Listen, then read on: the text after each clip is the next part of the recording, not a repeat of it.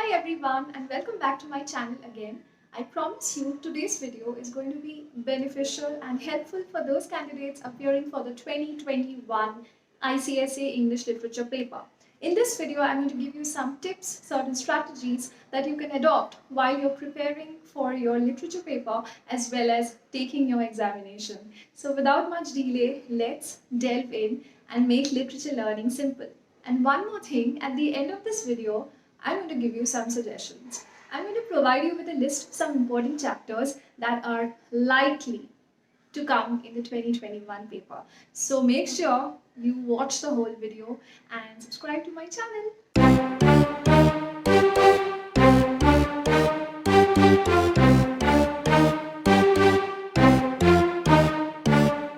So the first criteria that needs to be followed during the literature paper is to read and understand the questions. Utilize the reading time that has been given to you all, so that you make wiser decisions and you understand the questions so that you don't have any confusion later while framing out your answers. Coming to the second one, the biggest concern with the literature paper has always been with the keywords. Now let's take Merchant of Venice for example. Now you must be wondering, what are those specific keywords which the evaluator will be looking for while checking my paper? Well, let's say a question has come from Act 4. The trial scene, a super important scene. Now we see in the very beginning of the scene, the Duke has something to say about Shylock. He uses certain adjectives to describe Shylock. What does he say? He says he is an, inhuman wretch, a stony adversary, incapable of pity, etc., etc., and certain other adjectives. Now, it's important you stick to those adjectives. You can have multiple interpretation for this particular extract, but then, the perception of your interpretation can cause a lot of damage to you, my dear students. So, close reference to the text, to that content is highly suggested.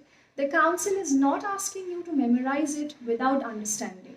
Next, it's really good to quote from the text. I always advise my students to quote from the stories and the poems. That does fetch you a lot of marks. Now, let's take the poem Daffodils, for example. If I asked you the question, in what mood do we find the poet in? Or in what mood was the poet in?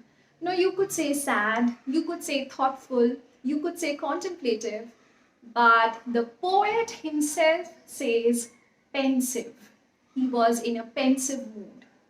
So it's important you use those words which have been used in the poem. Okay, it's important for you to learn that word rather than its equivalent.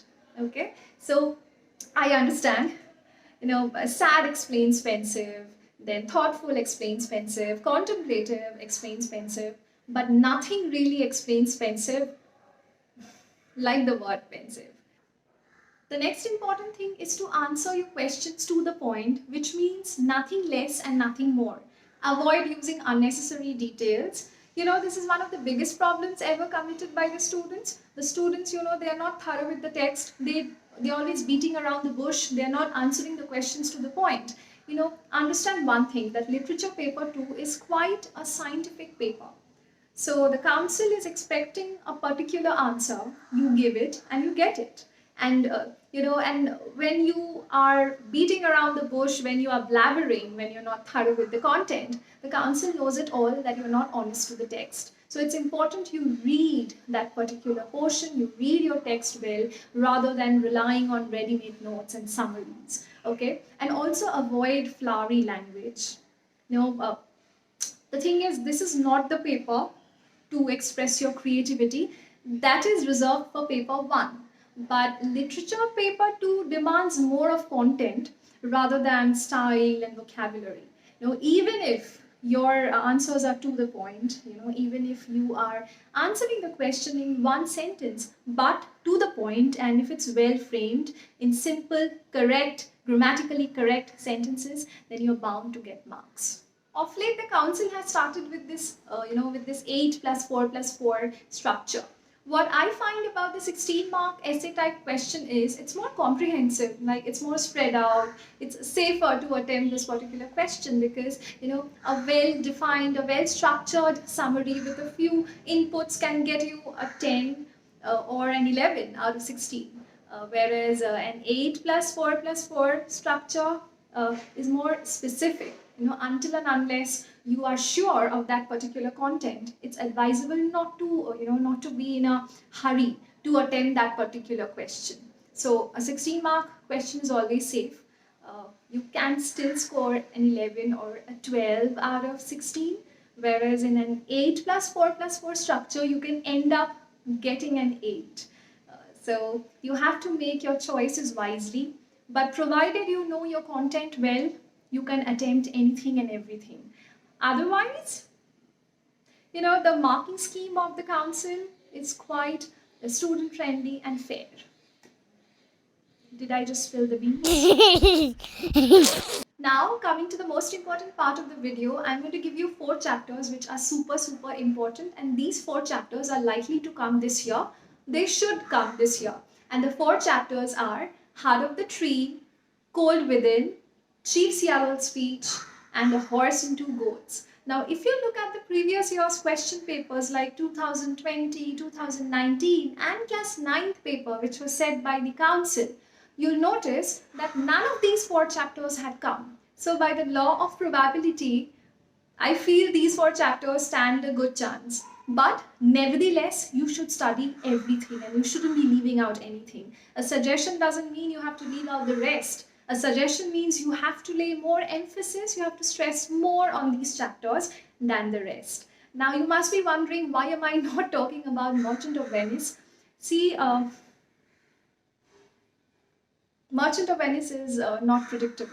So it's really difficult to predict which scene is important, which act is important, because often indirect questions can come from any of the scenes and acts. So it is highly advisable you go through all the scenes and acts in detail. But still, I always say Act 1 is always important, It's always important. Act 1 full. Act 1, Scene 2 and Scene 3. The whole of Act 1 is very important. Act 4 is important. Although questions have come from Act 4 the previous years, but still you should lay more emphasis on Act 4. Act 2 is also important. Act 2, Scene 1 is important. Scene 7 is important. 9 is important, but I really don't know. So I shouldn't be speaking on Merchant of Venice. So that's it, folks. I hope this video was helpful. And if you want me to make more of these videos, please do write to me in the comment section below. Most of you are not subscribing to my channel. So it's really important that you subscribe to my channel. You are simply viewing it. So you need to log into Gmail and subscribe to my channel. And you also have to hit that like button if you find my videos helpful, because if you are subscribing to my channel and if I get more views and likes, it really motivates me to make more videos. Thank you. Happy studying.